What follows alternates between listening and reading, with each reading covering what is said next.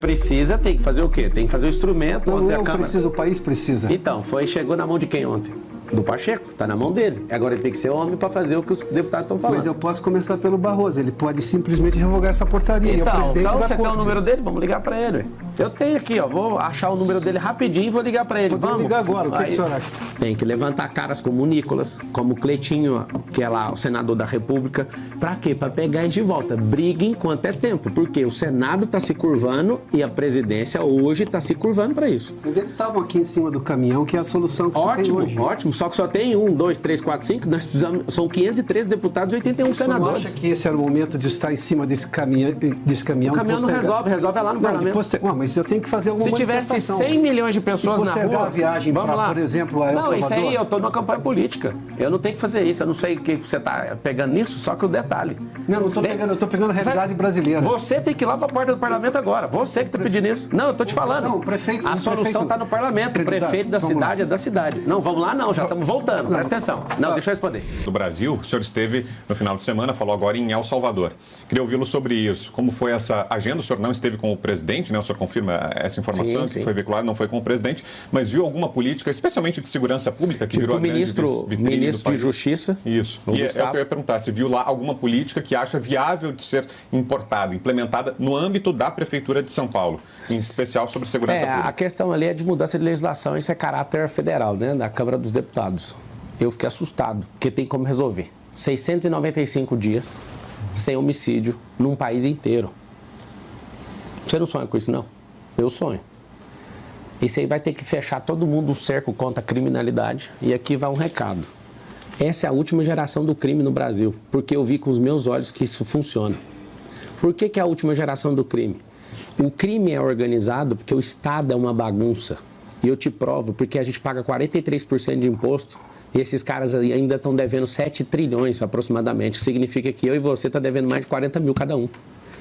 Esse bando de vagabundo que toca esse país, mais de 70 mil políticos, só um pouquinho, 70 mil. Esses caras, eles não sabem fazer gestão, eles não sabem fazer economia. O Lula fez um rombo de mais de 1 trilhão em menos de 2 anos. Rombo fiscal que eu estou falando. Fora o que ele fez no passado que deu aquelas condenações para ele. Então é o seguinte, tem como fazer. Nós precisamos de gente, sangue nos olhos para fazer isso. Precisamos de gente que tem austeridade, que tira essas... Eu vou fazer em 18 semanas, escreve o que eu estou te falando. Nós vamos tirar 447 mil pessoas da fila de exame e 192 mil dessa fila de cirurgia. Vai virar o caos, mas eu vou dedicar minha vida para você não ter que ficar necrosando esperando cirurgia. Que é o que esse governo de hoje, esse prefeito banana, não dá conta de fazer. Fez asfalto daqui até no Acre, segundo palavras dele, mas não conseguiu resolver seu problema aí que você está precisando de uma cirurgia. Você conta comigo que você não vai morrer em fila de hospital. Piotr. O senhor falou do sonho, vamos falar do pesadelo, então? Porque nós temos um pesadelo hoje, e o senhor sabe. O senhor falou que sou jurista. Como jurista, o senhor acha que o ministro Luiz Roberto Barroso deveria cancelar a portaria do então presidente Toffoli, que criou o inquérito do fim do mundo? Essa alcunha foi dada pelo ex-ministro Mello. Porque esse país está sob o inquérito do fim do mundo, e todo aquele monte de inquéritos que veio. Eu vou contar uma coisa para o senhor rapidamente. Eu nunca vi tanto político dizer que tinha medo de falar, apesar de eles terem, inclusive, um artigo constitucional, que além da liberdade de expressão, que é para todos nós, no artigo 5º, como o senhor sabe, eles têm o artigo 53, artigo 5º, inciso 4. Que dá, inclusive, inviolabilidade por quaisquer votos e opiniões. Mas tem uma realidade, essa é a realidade. Eu entendo o seu voluntarismo, é admirável, todo candidato tem isso. Eu cubro eleição há muito tempo. Mas eu tenho uma realidade hoje que nada passa pelo Supremo, nada sai se não passar pelo Supremo. Vou dar um exemplo. Morador de rua aqui em São Paulo, ou lá em Rio das Pedras, onde eu nasci, no interior de São Paulo. A prefeitura não pode remover de forma compulsória, porque é uma decisão do ministro Alexandre de Moraes que foi referendada pelo Pleno. O governo acho que tem 120 dias para encontrar uma solução. Uma decisão do Supremo que nunca se meteu nesse assunto, que diz respeito a uma ação que o prefeito tem que tomar. Como é que o senhor vai lidar com isso? Primeiramente, como jurista, eu preciso de uma opinião técnica do senhor. O senhor acha que o ministro Barroso deveria revogar aquela portaria do Toffoli que criou todo esse absurdo jurídico que nós estamos vivendo? Na verdade, o que a gente precisa é ter celeridade no judiciário, porque a grande tática que eu vejo do sistema judiciário hoje é prender as pessoas em inquéritos para usar isso para calar elas. Isso não é do Supremo, isso é de todo o judiciário. Eu não tenho nenhum medo de falar isso. Quando eu vejo que pessoas estão se posicionando, você pode pesquisar, tem um inquérito. Esse inquérito é uma barganha, isso é uma vergonha. Não só tem que colocar prazo final, mas precisa de dar celeridade. Duas coisas. Você pediu minha opinião de jurista. Sim. Minha opinião de jurista tem que ter prazo todo inquérito. Tinha que ter o prazo final. Se não tiver... Sempre teve. Então, mas não tem. Isso, ou seja, então tem que invalidar o inquérito. O que está acontecendo? Está acontecendo vários... É minha opinião jurídica. Está acontecendo vários atos nulos por não colocar fim num processo. Não existe um processo... Eu preciso tirar um ministro que abusa de autoridade, então, não é? se você precisa, tem que fazer o quê? Tem que fazer o instrumento. Não, ontem eu a Câmara... preciso, o país precisa. Então, chegou na mão de quem ontem? Do Pacheco, está na mão dele. Agora ele tem que ser homem para fazer o que os deputados estão falando. Mas eu posso começar pelo Barroso, ele pode simplesmente revogar essa portaria. Então, é o presidente da você corte. tem o número dele? Vamos ligar para ele. Eu tenho aqui, vou achar o número dele rapidinho e vou ligar para ele. Podemos ligar agora, o que o senhor acha? Vamos pegar o número dele.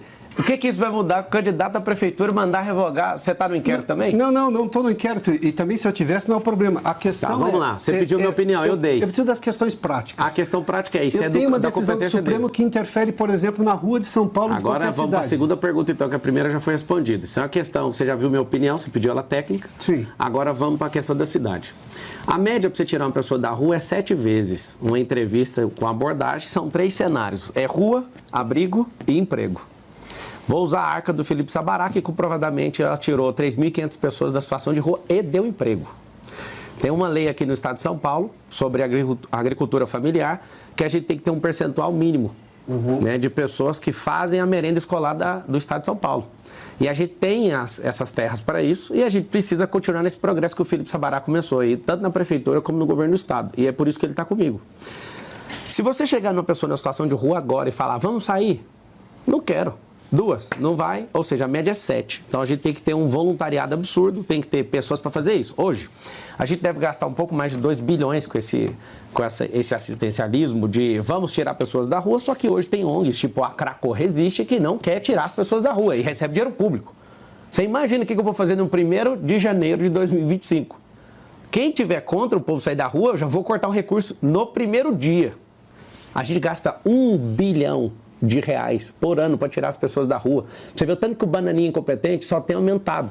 O que eles estão fazendo? Espalhando a Cracolândia em 17 pontos. Tem 17 focos de Cracolândia na cidade de São Paulo. E o maior problema da Cracolândia não é o crack, é o álcool. A Alcolândia. O povo está usando dos abrigos para dormir e acorda no outro dia, porque você não pode entrar e ficar saindo. Você tem que ir lá, dormir, acordar no outro dia. Aí você sai, vai lá, arruma, bebe, enche a cara, dorme de novo. Nós vamos de responsabilizar as cidades que estão mandando mendigos para cá.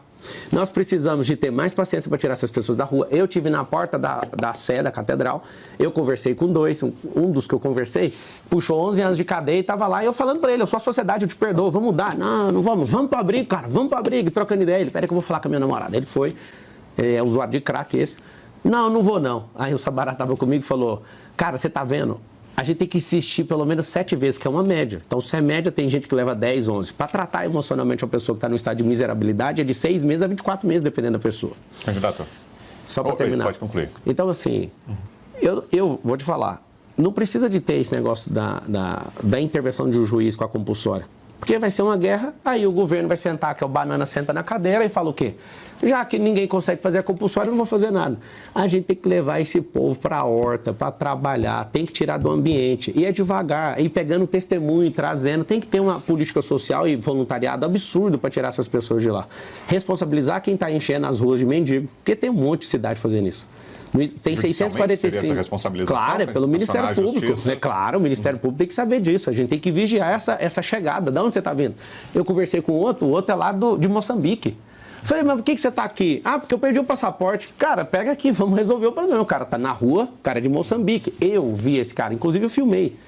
Então, tipo, a gente precisa de ter coragem de resolver. Agora, gastar R$1 bilhão e aumentar 23% em relação a dezembro do ano passado, você é um incompetente, seu bananinha. É isso que você está fazendo aí. Mais uma do Caute e depois tem outra das ruas. Candidato, voltando a falar de casas, plano diretor aqui em São Paulo foi mudado durante a gestão Haddad, proibiram basicamente a construção de prédios com estacionamentos, obrigaram a construir prédios somente em avenidas com grande transporte público, com grandes avenidas de ônibus ou metrô, e os prédios ficaram muito pequenos, os apartamentos ficaram muito pequenos. Então, há um problema imobiliário em São Paulo, especialmente para famílias com filhos, prédios com apartamentos um pouco maiores. O senhor pretende alterar, já já foi feita uma alteração. É de 10 em 10 anos, né? O normal, mas eu pretendo alterar sim. O que o senhor pretende fazer? Por que o senhor achou desse plano diretor e como o senhor acha que deveria ser um plano diretor para uma cidade como São Paulo? A cidade não foi planejada para fazer o que as pessoas estão pretendendo. Então a gente precisa de inverter o planejamento. O que é inverter? Eu sou construtor também, loteador, eu gosto muito do assunto e entendo pouco. A cidade de São Paulo tem uma rodovia em volta dela de 177 quilômetros, que é o Rodoanel, e tem 44 quilômetros que não acaba nunca e já gastou 5 bilhões e não termina. Segundo o Tarcísio, vai terminar em final de 2026, eu espero. Vou ajudar ele nisso aí. O que acontece? Como tem esse anel do lado de fora de 177 quilômetros, eu quero fazer um anel do lado de dentro que não é de rua, é de uma faixa empresarial, que eu chamo isso de amortecedor de fluxo. São 38 cidades em volta da cidade de São Paulo, e essas cidades elas estão entrando no centro expandido. E cria esse caos de 7 milhões de carros, gerando essa poluição, essa lentidão e inclusive mudando a questão da paz mental das pessoas, porque não adianta, você fica perturbado mentalmente. Essa área do lado de fora, que é a capilarização, eu quero fazer um cinturão de empresas, e essas empresas, nós vamos dar benefício fiscal para essas empresas que tiverem 80% dos seus funcionários morando no mesmo bairro. Para quê? Para ajudar na reurbanização da cidade. E a gente, nesse amortecedor de fluxo, verticalizar, gabaritar, é o nome que tem no mercado imobiliário. Nós vamos gabaritar essa área para subir os prédios. Se você for em cidades que tem subúrbios nos Estados Unidos, existem grandes avenidas que levam os bairros para fora e rodovias cortando a cidade, rodovias. Nossa cidade não foi planejada para ter esse tanto de gente. Então, o que a gente tem que fazer? Ao invés de adensar a área no centro expandido, a gente tem que trocar isso para fora. Porque se eu oferecer emprego nesse cinturão, que é onde nós vamos criar 2 milhões de empregos em 1.460 dias, que esse é o projeto da empresarização, não fechar, só para você saber, a maior parte das empresas que fecham até o segundo ano é por conta de despesa fixa. E a gente tendo esse tanto de imóvel, podendo ajustar e ajudar o empreendedor a abrir empresa e não fechando, porque o problema do brasileiro não é falta de abertura de empresa, é fechar a empresa de forma precoce. Nós vamos criar esse cinturão e essas empresas, para ter os benefícios, tem que ter esses moradores próximos. Então vai ser uma revolução, não só de moradia, mas de emprego. Emprego vai diminuir a criminalidade. Emprego na onde a pessoa mora. Você que mora na periferia, pensa você acordar, pegar uma bicicleta e já chegou na empresa. Ou então ir a pé para a empresa. Poxa, quem que não quer um sonho desse? Você vai perto da sua casa, sem ter que ficar arrastando esse metrô, sem ter que entrar nesse ônibus. Nós vamos continuar investindo em tudo isso, mas pensa comigo, essa é a oportunidade. Um governo de esquerda não quer criar emprego, ele quer te manter sem prosperar. É a prova. Ninguém fez você prosperar até hoje, nenhum governo de esquerda. É mentira, porque eu já fui de escola pública, eu já caí nessa conversa, já acreditei no Lula, inclusive. Eu já fui de partido de esquerda, porque eu não consegui entrar em nenhum. Esse povo é tudo mentiroso, esse povo não serve pra nada. E faz um M aí, e é 28. Mais uma das ruas, vamos ver. Pablo Marçal, eu gostaria de saber de fato como ocorre essa relação do presidente do seu partido, do PRTB, o Avalanche, com o PCC. Isso existe? Como você explica isso? Laís, é o nome dela? Isso. Laís, obrigado pela pergunta. O Avalanche está processando todos os jornalistas que pegaram no pé dele em relação a isso. Pelo que eu conheci ele agora, quando eu entrei nesse partido. Eu entrei nesse partido no último dia, que eu acabei saindo por tirarem a palavra que eu iria ser candidato pelo DC, eu acabei entrando no PRTB. Eu acredito no contraditório, na ampla defesa, e espero que seja verdade a defesa do Avalanche. E eu deixo bem claro, a Avalanche não vai ter cargo na prefeitura, ninguém do meu partido, não tem ninguém que eu curvei para falar alguma coisa sobre prometer algo por estar aqui. Mas eu agradeço o Avalanche, porque ele é o único cara que conseguiu segurar essa candidatura no peito. E obrigado, viu? E se tiver alguma ligação, que seja apurada e que ele responda. Eu não tenho nem político, nem amigo, nem ninguém de estimação que eu vou defender se essa pessoa estiver errada, que ela pague. Nós falávamos no bloco anterior, candidato, sobre o problema da Cracolândia. O senhor até citou a Craco Resiste, uma das organizações que atuam, do movimento que atua ali na região central.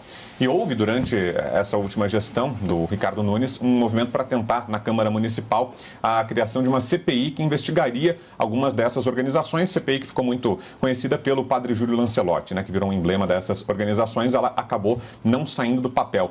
Pergunto ao senhor, se eleito, o senhor pretende apoiar essa iniciativa, que é encabeçada, inclusive, por um grande aliado do senhor, candidato a vereador, o Rubinho Nunes. O senhor pretende, se eleito, dar o seu apoio enquanto prefeito à CPI das ONGs e do Padre Júlio? É claro, você imagina, se você na cidade de São Paulo sabe que R$1 bilhão está sendo destinado para nada, isso tem que ser apurado e colocar a gente na cadeia, não faz sentido. O padre lança leite, ele sabe que ele fica usando aquilo ali para politicagem.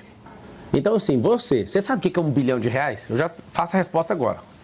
Olha o que é você dar a chance para um inútil governar uma cidade que tem um orçamento de R$120 bilhões. R$1 milhão em segundos significa 11 dias. Você liga o cronômetro para dar 1 milhão em segundos, leva 11 dias.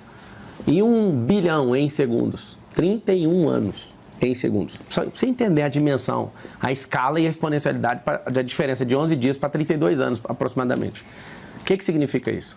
A gente gasta esse tanto de dinheiro por ano e aumentou 23% das pessoas em situação de rua. Ou seja, nós não estamos gastando dinheiro. Alguém está comendo esse dinheiro. E está aumentando, ou seja, você está investindo para ter mais morador de rua e pôr esse bando de ONG para fazer graça aqui. Em nome de quê? A troco de quê? Você vai ter seu familiar de volta na sua casa, essa pessoa que está em situação de rua, a maior parte são homens, eles vão para um trabalho, nós vamos dar uma vida digna para ele e você vai receber seu familiar de volta. Vai demorar um pouquinho, mas nós vamos fazer isso. E se o STF barrar, candidato? Se o STF for lá... Aí tem que pegar o avião, sentar lá, tem 11 ministros, olha, tem uma boa vontade, não tem solução, a gente precisa de ajuda. Se barrar, o que vocês sugerem? Assim como é que você chama? Adalberto. O Adalberto falou, mas o Estado tem 120 dias, então apresentou a solução. Não apresentou? Vamos voltar, então. Não temos solução. O que você pode fazer? A gente vai ter que... Se isso aqui fosse uma monarquia, já estava resolvido, porque qualquer um não ia deixar. Agora é uma democracia. Democracia é tripartida. É tripartida, mas o auxiliar da justiça, que está lá no artigo 133. Candidato, conversar não resolve, tem que fazer. Então, tem que fazer. Não, mas tem que conversar com o ministro que dá a decisão democrática. Tem que ir lá, mas tem que ir. E a dele vale sobre qualquer outra decisão. E tem que ir Todo lá. o sistema político foi completamente vilipendiado por decisões do Supremo Tribunal Federal. Porque um Congresso Nacional não está assumindo o papel dele. Aí faz o quê? Dá o poder de legislar para o STF. O sistema tripartido de poder é um sistema de freios e contrapesos. Sim. Se tiver uma pessoa maluca na presidência, você já desregulou o sistema de freio e contrapeso. Se você tem um Congresso Nacional que é enrolado até o pescoço, na figura dos presidentes, inclusive, vocês fiquem de olho na troca da presidência agora. Vai trocar a presidência do Senado e da Câmara dos Deputados. Quem é essa pessoa? Fique de olho, porque essa é a decisão que o povo tem que ficar assistindo. Só para você entender, a Dilma Rousseff, ela tomou mais de 50 processos de impeachment e todos foram engavetados. Mas no dia que ela arrumou uma briga com o Eduardo Cunha, ela caiu. E a discussão dos dois para saber quem era o mais idiota, qual era a discussão? Vamos ver quem cai primeiro. Os dois caíram, os dois. Deixa eu te ensinar uma coisa, você que é povo. Abra seus olhos na troca de presidência das duas casas legislativas agora. E eu vou valendo o que você quiser. Todo mundo que está cotado para assumir a presidência, tanto do Senado como da Câmara dos Deputados, está enrolado até o pescoço com processos judiciais. O senhor acha que tem algum louco megalomaníaco no Supremo que está se achando acima do Brasil de Então, tudo? como o sistema de freio contra peso está fazendo isso, a Corte assumiu uma postura e eu vou repetir. Ela precisa voltar e deixar de ser politizada, porque não é uma Corte que é política. E tem que abrir mão dessa legislação. A legislação, o poder de legislar é do Congresso Nacional. Tem que levantar caras como o Nicolas, como o Cleitinho, que é lá o senador da República. Para quê? Para pegar eles de volta. Briguem enquanto é tempo, porque o Senado está se curvando e a presidência hoje está se curvando para isso. Mas eles estavam aqui em cima do caminhão, que é a solução que você tem hoje. Ótimo, só que só tem 1, 2, 3, 4, 5, nós precisamos, são 513 deputados e 81 senadores. Você não acha que esse era o momento de estar em cima desse caminhão? O caminhão não resolve lá no parlamento. Mas eu tenho que fazer alguma manifestação. Se tivesse 100 milhões de pessoas na rua... a viagem para, por exemplo, a El Salvador? Não, isso aí eu estou numa campanha política. Eu não tenho que fazer isso, eu não sei o que você está pegando nisso, só que o detalhe... Não estou pegando, eu estou pegando a realidade brasileira. Você tem que ir lá para a porta do parlamento agora. Você que está pedindo isso. Não, eu estou te falando. Não, prefeito. A solução está no parlamento. O prefeito da cidade é da cidade. Não, vamos lá não, já estamos voltando. Presta atenção. Não, deixa eu responder. Seguinte, a pressão aconteceu dia 7. Primeiro? Deixa eu terminar a resposta. Tá bom, então vai lá. Vamos lá. Eu vou lhe dar esse tempo. Vamos lá. Obrigado por você ter me dado esse tempo. Aqui. Nossa, que bom que você me deu tempo. Eu já estava com tempo. Não, mas eu estava fazendo a pergunta. Não, você está atrapalhando a resposta. Aí não vai ter tempo para nada se a gente ficar nessa. Então, deixa eu terminar. Então vamos lá. Você... Não, eu já estou à vontade. É o seguinte, só um pouquinho. Eu tenho hoje um poder que está sobre os outros. O que acontece? Nós precisamos, se é isso que você está querendo fazer, a gente tem que ir lá para o parlamento hoje, agora. Hoje é que dia? Não está agindo. É terça-feira? Hoje é terça? Terça-feira. Então é lá, o expediente dos deputados tem que marcar e pôr pressão lá. Sim. É só isso. Está na mão deles. Quem tem competência para fazer isso não é um jornalista, não é um candidato a prefeito. Você não entendeu isso até agora. É o parlamento. O parlamento está tão fraco que está precisando de um jornalista cobrar um candidato à prefeitura para resolver um problema. Candidato. O parlamento está fraco. O parlamento precisa de força. Para quê? Convoque as pessoas na porta do parlamento. São 513 deputados. E aqui vai um recado. Parlamentares, políticos e ministros do Supremo Tribunal Federal só tem medo do povo. Ninguém afina para nada, nem para cadeia, nem para nenhum tipo de ameaça, mas o povo. Se vocês realmente querem fazer isso, tem que ir para a porta do parlamento e pôr pressão naqueles 513 deputados, que o parlamento já baixou a cervical faz muito tempo. Sim. É aí que está a verdade. Acho que está respondido, né?